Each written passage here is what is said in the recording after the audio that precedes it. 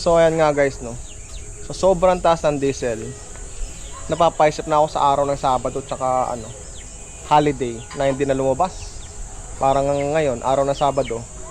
Siyempre sa sobrang mahal talaga ng diesel. Dati ang one way ko lang Tarlac to Kamiling, ang diesel ko lang is nasa 200 lang.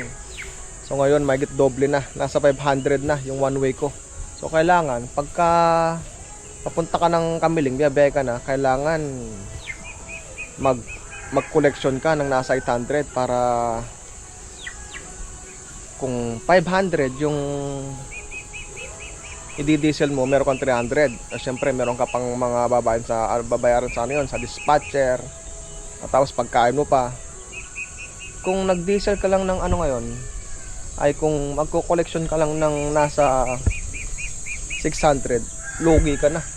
Halos tabla ka na lang. Siyempre, diba, maaga ang gigising. Pudpud ng gulong o mga pyesa ng sakyan. Siyempre kailangan meron ding doon, pasobra. So ngayon araw ng Sabado talagang hindi muna ako lumabas. Yun nga, yung ibang namin mga kasama nag-aabono pa sa diesel. Oo, ngayon tong araw na to papasal ko lang ka sa sa aking bukid kung yung pwede nating alternatibong pagkakitaan, yung hindi muna sa pasada. Kasi kung aasa lang kami ngayon sa sa pasada, walang mangyayari. Meron ngang price increase na dapat nung nakarang araw pang pinatupad. Kaya lang ang naging decision ng Pangulo natin, ayun nga, i-cancel muna. So napakahirap naman nun, no? Yung asahan mong kahit paano meron pang bawi kahit kaunti sa pagtaas ng diesel, binawi pa ng Pangulo. Hindi natin alam kung anong talagang pinakadahilan, pero nga binawi, kinancel yung pagtaas ng pamasahe. Siyempre alam naman namin na siyempre mahirapan din yung mga commuters. Paano naman kaming diba, yung mga namamasada. Hindi naman namin kayang mag-abono na lang araw-araw sa sa pagdi-diesel. Napakahirap talaga ng ngayon, ng sitwasyon sa dahil sa gera sa ibang bansa. So ngayon, dito muna tayo sa bukid. Papasal ko muna kayo yung mga sili natin dito. Paano natin papatubig itong mga sili natin? Problema din yung gas na naman. Oo, eto na sila ngayon. Meron pa rin namang, meron pa rin namang natitira. Ayan sila guys, yung mga sili natin nung nakaraan. Ayan, napabayaan natin, talagang tuloy ng natamaan ng lapnos. Pero meron pa rin na makukuha kung talagang kukuhanin to, marami-rami pa rin. Ayan sila, ang dami pa, ang dami pa nito guys talaga, puro bunga na sila, Nung nakarang araw pala dito, nagsunog tayo dito para malinisan, para umalis yung mga ahas. Di natin inaasahan, sobrang taas ng apoy. Pati yung talagang pwede pang pakinabangan na kawayan, yung iba na nasira talaga, nasunog. So ito ang nangyari sa natin sa sinunog kong kawayan nung nakarang araw. Ayan, Ayan ang nangyari. Tara silipin natin dito sa dito sa loob. Ayan guys, ang kapal ng nasunog. Ayan, kapal talaga, Naging mataba ang lupa ngayon. Tapos ito pa yung mga yung mga putek. Mga sunog talaga, Ayan sila, hanggang doon sa taas doon talaga nasunog guys. Para kahit nakapanginayang dito yung mga putek, wala na nasunog na ng tuluyan Ayan, Meron pa rin na mapakinabangan dyan, pero medyo matagal-tagal ma-recover ito. So guys, talagang Ang kapal ng nasunog. Ano, sunog na sunog talaga. Dito lang tayo nagsunog. Banda dito kasi nga napaka ano dito. Sobrang sukal. Pakasukal dito kahapon nakarang araw Sunog akong konti doon. Talagang umakat doon. Yan Pati nga itong mga daon ng ibang saging natin Yan medyo naramdaman pa nila yung sobrang init ng apoy. Kaya nagkaganyan sila. Ito magaganda yung mga guys magaganda yung mga bunga ito kasi malalaki. Yung mga tanim naman natin dito kung pansari-sarili lang na okra. Ayan, sobra na sa atin to, sa amin, sa araw-araw lang. Meron din akong konting tanim na dyan kalabasa, pipino, may talong, may kamatis. Meron pa tayong siling panigang doon tsaka siling manghang. O yun, itong spray natin nung nakaraang buwan, nung medyo January. January hulog yung mga bulaklak. Kaya ayan tapos bigla pang nagpalit ng dahon yung mga mangga natin. Kaya hindi natin masyado mapapagnabangan yung natin ngayon, mga mangga. Talagang nagpalit na sila ng mga dahon. So by December siguro itong mga to yung talagang condition sila. By December itong mga mangga natin dito pwede natin pabulaklakin. Meron din namang mangilan-ngilan na natirang mga mangga tulad nyan. Meron din naman pagka dyan pwede natin pahinugin talaga guys. Talagang pinaspray ko kasi talaga to pinaspray ko to, kaya lang hindi siya nag-click ngayon. Gawa ng hamog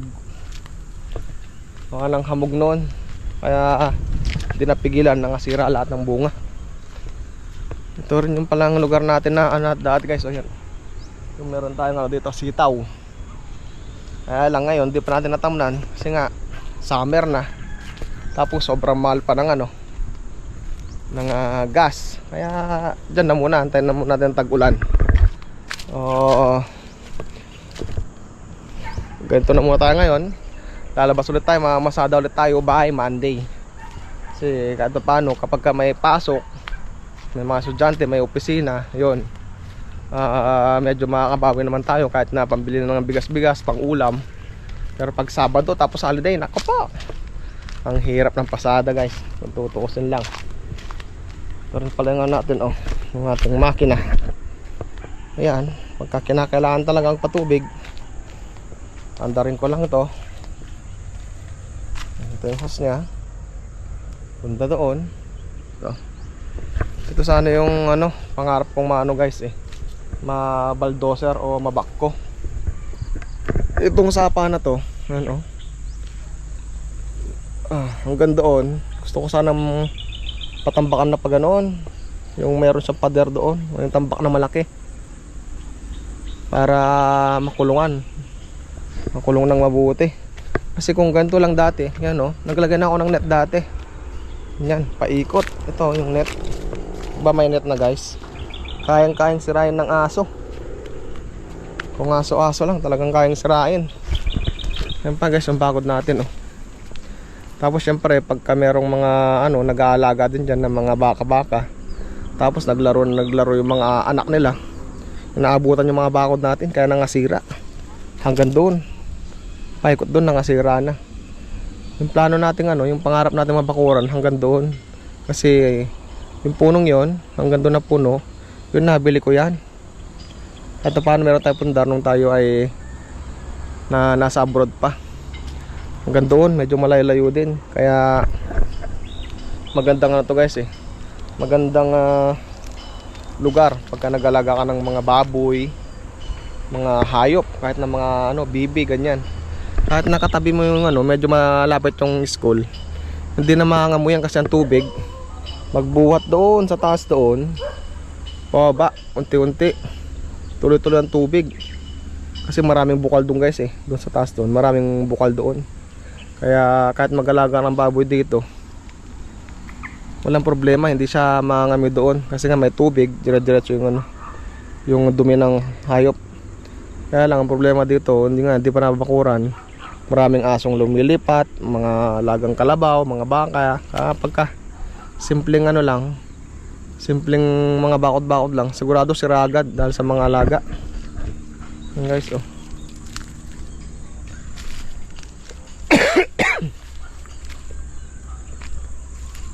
Kung pagkain lang ng mga ano sana dito. Excuse, nuubo ako guys. Mga kalabaw baka. Sana kung kukumpay na lang, talagang kapal oh. Ganda. Wala pa tayong ano ngayon guys, wala pa tayong alagang mga hayop tulad ng mga kalabaw baka. Ang alaga lang natin ngayon mga bibi, manok, saka may baboy. O mamaya papakita natin yung mga ano natin, yung alaga natin baboy. Meron tayong ano doon, tatlo na inahin na buntis na sila. O tara, dahil napasal ko na kayo dito sa aming bukid, dahil nga hindi ako namasada ngayon, dahil ano, yung bang nag-aalilangan ka, baka mamaya kahit sipagin ka mamasada, mag-aabono ka pa ng diesel sa sobrang mahal. Pero Sabado walang masyadong pasayro yan, walang estudyante. Kaya pati nga yung bayaw ko doon, wala, nakagarahe pati yung sakyan niya, hindi rin sa lumabas. So bandang tagulan naman guys, ilang buwan na lang, marami tayong pwedeng pagtamanan dito na pwedeng pagkakitaan. Ano, meron pa tayong balag dito na hindi natanggal. Malinis na rin to eh. Ang kailangan talaga dito patubig. Ano, pag napatubigan nito, konting linis na lang, madali lang tatamnan nito, madali lang ayusin. Yan guys, oh. Yan, diba? Ang luwang din na pwede natin pagtamnan. Saka doon, pwede para natin tamnan doon. Yun, na doon. Kaya sana, ang gusto ko baldoser para yung tubig maipon, hindi siya tuloy-tuloy hanggang doon sa baba, kasi sayang naman yung tubig. Kailangan sana mabaldoser yung yung sapa natin doon, para hanggang dito doon, hanggang doon pwede natin tamnan ng mga gulay. Dati yung ano kasi doon, nung hindi pa nasisira yung tambak ng sapa doon, napag-ipon akong tubig hanggang dito guys, oh. Yan, oh, dati may tubig ito eh, yan ang gagaling doon. Pero mura pang diesel nun, o kaya yung gas na ginagamit ko, kaya laging may tubig dati nun dito. Pero ngayon nga, sobrang mahal ng biling petrolyo, wala nang nangyari. O tara guys, uwi muna tayo. Papasal ko muna yung sa mga ibang alaga natin. Kapag di ako lumalabas, hindi ako namamasada, ayan, papakita ko ng mga pinagkakabalaan ko ngayon. Siyempre, yung iba natin mga followers o subscribers, nag-iisip din kung bakit hindi na ako bumalik ng New Zealand, kung anong pangkabuhayan ko ngayon. So ito guys, gusto ko lang ipaalam sa inyo na okay naman dito sa Pilipinas. Kahit na hindi ka mag-abroad, basta ano lang ba, yung kontento ka lang kung anong binibigay ng Panginoon, basta sipag ka lang. Pero ngayon talagang kahit magsipag ka sa pasada, wala talaga. Kikita ka man, minsan hindi pa sapat, minsan mag-abono ka pa sa diesel. So yun guys, yung mga followers ko, subscribers ko sa YouTube tsaka sa Facebook, ito ng buhay ko ngayon dito sa Pilipinas, sa probinsya ng Tarlac. O kahit pa paano, meron din man tayong nagawang bako dito para sa mga bibi. Ito yung mga alaga natin bibi, yung kulungan nila. Pero pa naglilimlim din doon guys, oh. Malapit na rin magpisa to. Siguro sa isang linggo lang. Chinek ko kahapon yung ano to eh, itlog niya nasa 26 na peraso. Tapos tingin ko, dahil magagana sila, mga isang linggo na lang mapipisan itong mga to. Galingan mo magpisa, kahit 20 lang pwede na. Meron nga 26 na itlog dyan. Ang dami niyang itlog guys, di ko alam kung sa kanila lahat yun, no? Kasi may kasama siyang mga peking duck dito eh. Baka yung ibang doon, baka itlog ng peking duck.